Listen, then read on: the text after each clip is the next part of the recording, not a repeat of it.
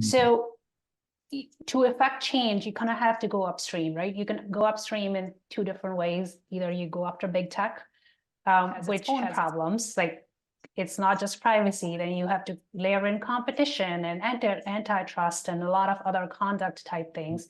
But then the other is what is happening outside the big tech where they can inform change.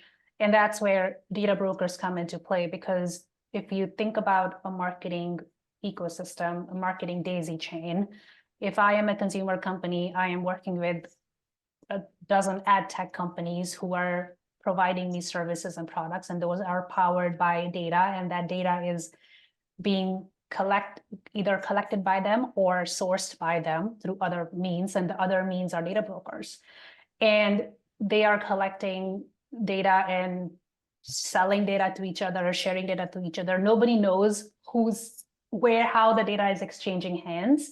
But when you hear about them, they have billions of records. They have data on every single American out there. So that's where I feel like this idea of going upstream so that there is a change that can take place from the top down with California Delete Act. I feel like that's the premise behind it, is providing this registry for consumers that is a central place for opting out across all data brokers.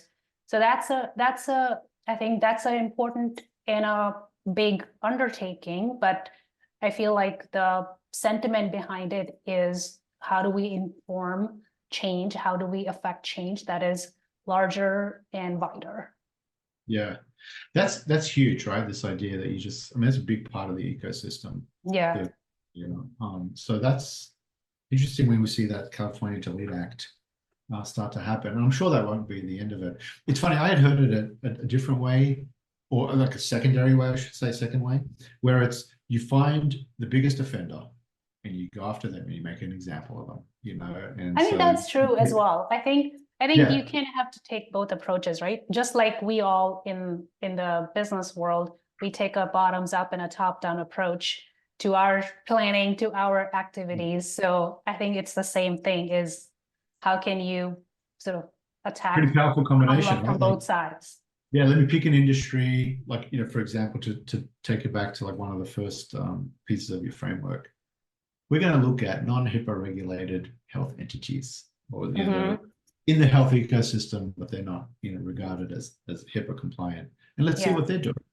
And let's pick the most egregious examples and make an example of them, or just someone we think we can make an example of.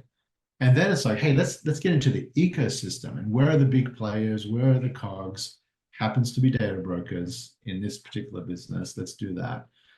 And then finally, right, there might even be a third one, which is, I know the moats around big tech are huge, but I mean, we're seeing it with the DOJ action. It's good, they're doing that as well. Like, it's just so many weapons at your disposal, right?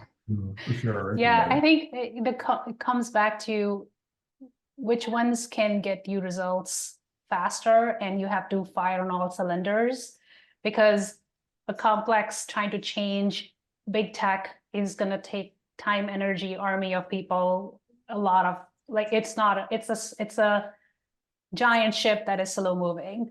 But then if you're trying to go after a consumer company and wanting to make an example, it really comes back to, you have to approach it from both sides, from the top and the bottom. Raashee, I really appreciate this. I love that 3-point framework. It really helps me kind of think about this. Hopefully it helps everybody listening. I appreciate this. Thank you. And we'll kind of hear more from you. Yeah, thank you. This was fun. Thanks for having the conversation. Of course. Thanks, Raashee. All right.